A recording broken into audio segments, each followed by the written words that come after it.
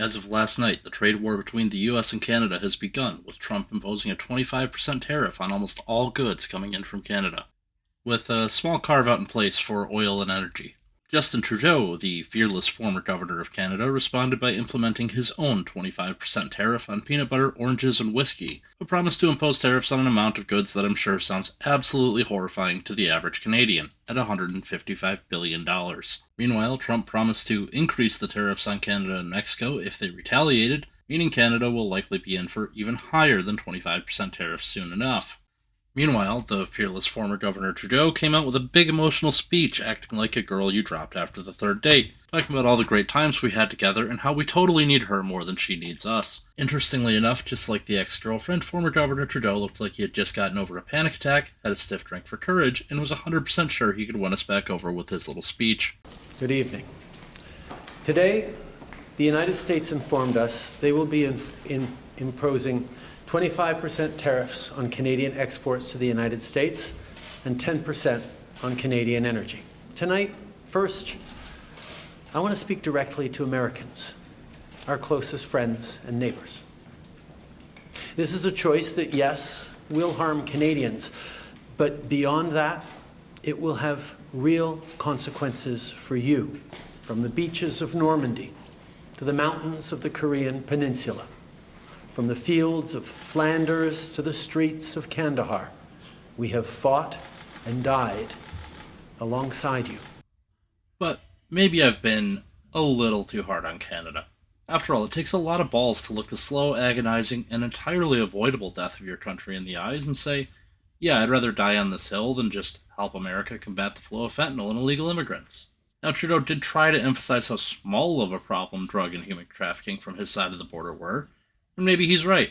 I really don't have the data to say, and I don't feel like checking. Because here's what's even more important, is that if it's such a small problem, why on earth would you rather go guns blazing into a trade war you know you can't win, than just take care of it? By the time Canada gets around to actually holding an election sometime next year, or this year, their economy will already be in such shambles they'll be begging for relief, and their next governor will be completely in our pocket. Hell, if this goes well enough, we may just annex Canada after all.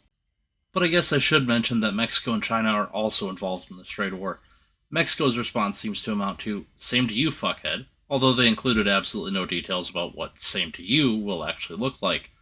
Although analysts seem to expect them to follow the Canadian strategy and target products exported by red states in particular, and they also said, how dare you insinuate that my country that is almost entirely run by drug cartels in any way could be run by a drug cartel. But of everyone, maybe the most interesting reaction comes from China. Not because they did something incredible, but because of what they didn't do. While China did promise that they would respond with their own measures economically, they failed to detail what any of those may be, and they actually seem to be trying to avoid or at least mitigate the trade war entirely. Instead, their response focused on having the World Trade Organization write a strongly worded letter to us on their behalf.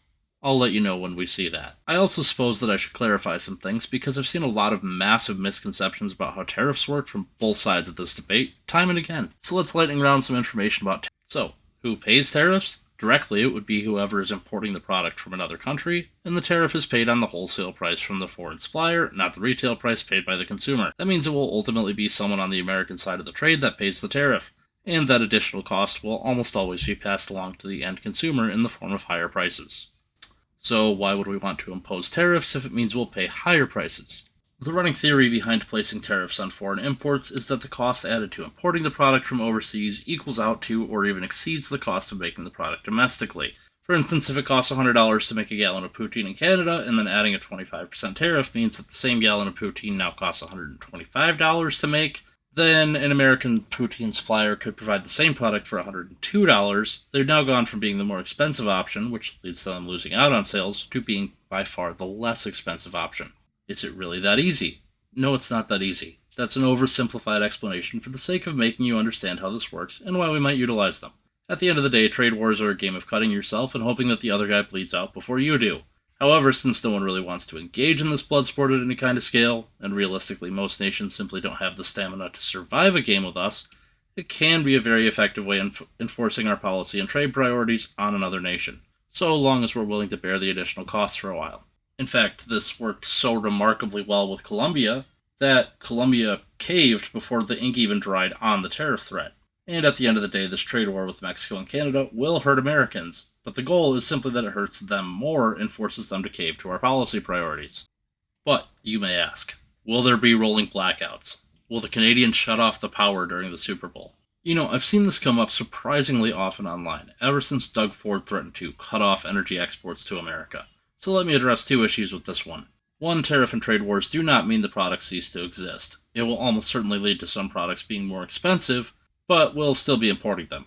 So if you're worried about fuel shortages in the north or a shortage of tomatoes in the south, don't be.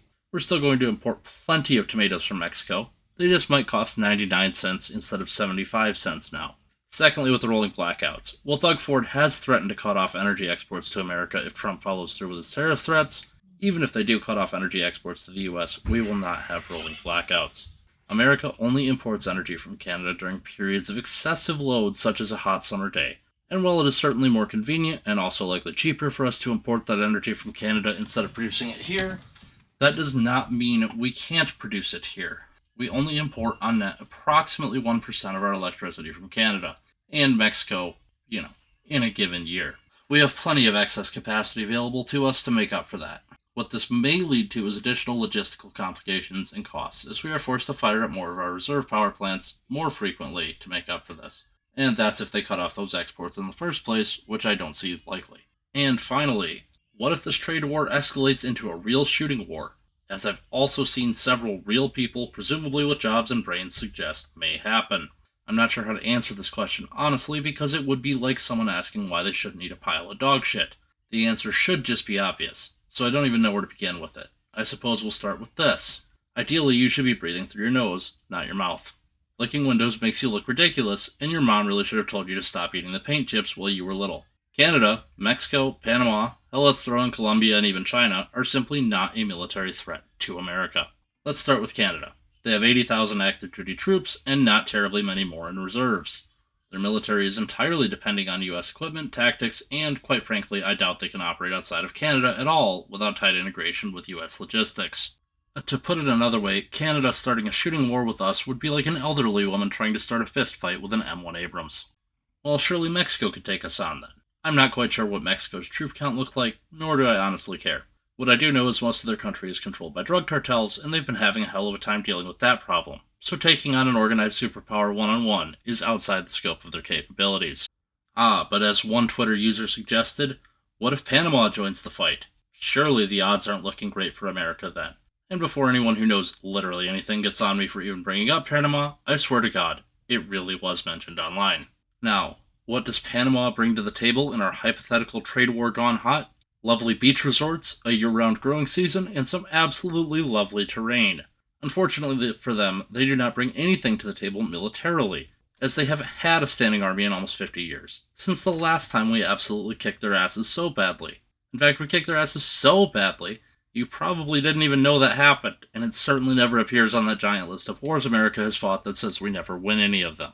Okay, so what about Colombia? Well, Colombia is like a smaller, weaker Mexico.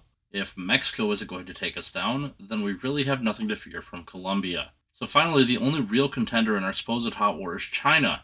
Now, China is not going to start a shooting war with the United States over our tax policies. China likes making money.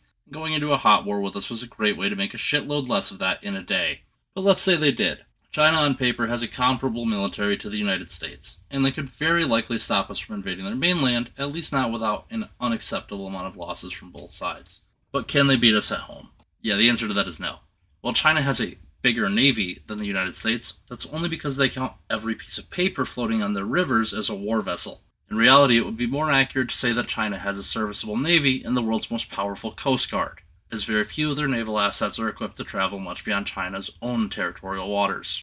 Meanwhile, America has more aircraft carriers in its fleet than the rest of the world has combined, and I'd hazard a guess that the second most powerful navy on Earth is more than likely our mothball and museum fleets. China isn't getting anywhere near our shores in a shooting war. I guess all this to say that you progs, you need to stop pretending that every other country on Earth is America's equal. The only country anyone thought came close can't conquer a giant wheat field in 2 years. You need to understand that everyone else is not in fact a threat to the United States. And stop bending over backwards to apologize for us as if they are going to do something to hurt you because of it.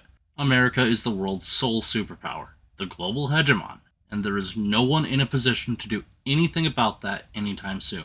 So, sit back, relax, and watch as the rest of the world realizes that we've been doing them a massive courtesy for the last 75 years, and it's time for them to return the favor. It's good to be the king.